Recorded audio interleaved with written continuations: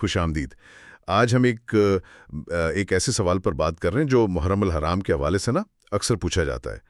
سوال یہ ہے کہ بھئی اس مہینے میں کچھ خاص قسم کے اعمال ہیں، رسومات ہیں، ان کے بارے میں کیا رویہ ہونا چاہیے؟ کیا ان سے بچنا کوئی دینی ذمہ داری ہے؟ جی، ہمارے پاس اس سلسلے میں ایک تحریر ہے جو اسی سوال کا جواب دینے کی کوشش کرتی ہے۔ تو آئیے دیکھتے ہیں کہ تحریر کیا کہتی ہے، کیا اہم باتیں ہیں اس میں۔ جی بالکل۔ تو اس تحریر کا جو آپ کہہ لیں بنیادی نقطہ ہے وہ یہ ہے کہ محرم الحرام میں ہر اس کام سے بچنا چاہیے جو اس تحریر کے مطابق ایک خاص گروہ یعنی اہل باطل کا شعار بن چکا ہو۔ شعار؟ اچھا۔ جی، شعار سے مراد ہے کوئی ایسی پہچان یا کوئی ایسا رواج جو کسی ایک گروہ سے خاص طور پر جڑ گیا ہو۔ اچھا، تو یہ شعار یا پہچان والی بات یہ اہم لگ رہی ہے۔ کیا تحریر یہ بھی بتاتی ہے کہ کسی عمل کے شعار بن جانے سے فرق کیوں پڑتا ہے؟ اس پر اتنا زور کیوں ہے؟ ہاں، وہ تحریر کہتی ہے کہ جب کوئی عمل کسی گروہ کا شعار بن جاتا ہے تو پھر اس عمل کو کرنا یا اس میں شامل ہونا اس گروہ کی مشابہت اختیار کرنے جیسا ہو جاتا ہے۔ مشابہت یعنی ان جیسا دکھنا یا ان کے طریقے اپنانا؟ جی بالکل، اور اس تحریر کے مطابق اہل باطل کی مشابہت سے منع کیا گیا ہے، اسے گناہ سمجھا گیا ہے۔ تو دراصل دلیل یہ بنتی ہے کہ عمل کی جو سماجی پہچان ہے وہ زیادہ اہم ہو جاتی ہے۔ اچھا، تو یہ ہوا کہ اس تحریر کے حساب سے مسئلہ خود عمل میں اتنا نہیں ہے جتنا اس کی سماجی وابستگی میں ہے، اس کی پہچان میں۔ جی، کیا تحریر کچھ مثالیں بھی دیتی ہے کہ کون سے کام ہیں جو اس زمرے میں آتے ہیں؟ جی بالکل، تحریر میں کچھ واضح مثالیں ہیں، جیسے مثال کے طور پر ایک خاص قسم کا لباس پہننا جو وہ اس مذہب سے جڑ گیا ہو۔ اچھا، پھر تعزیے نکالنا، یعنی وہ جو علامتی ڈھانچے ہوتے ہیں یا ان جلوسوں میں شریک ہونا، پانی یا شربت کی سبیلیں لگانا۔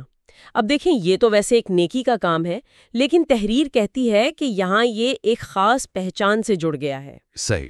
اور اسی طرح نیاز حسین کے نام سے کھانا، جیسے حلیم وغیرہ، وہ تقسیم کرنا یا لینا بھی۔ تحریر ان سب کاموں کو اسی شعار اور مشابہت کی بنیاد پر کہتی ہے کہ ان سے بچنا چاہیے۔ یہ مثالیں تو کافی عام ہیں۔ تو اس تحریر کی منطق کے مطابق ان کاموں سے بچنا اس لیے ضروری ہے کیونکہ یہ اس گروہ کی علامت بن گئے ہیں جنہیں وہ اہل باطل کہہ رہے ہیں، چاہے ان کاموں کی اپنی نیت اچھی ہی کیوں نہ ہو۔ جی ہاں، آپ نے بالکل ٹھیک سمجھا۔ اس تحریر کا سارا زور اسی بات پر ہے کہ یہ اعمال ان کے نقطہ نظر سے ایک مخصوص گروہ کی پہچان بن گئے ہیں، تو لہٰذا ان میں حصہ لینا ان کی تقلید یا مشابہت ہوگا، جس سے بچنے کو یہ تحریر ایک دینی، ایک شرعی ذمہ داری کہہ رہی ہے۔ پیغام بہت واضح ہے کہ بھئی اس موقف کے مطابق ان خاص رائج طریقوں سے پرہیز کرنا چاہیے۔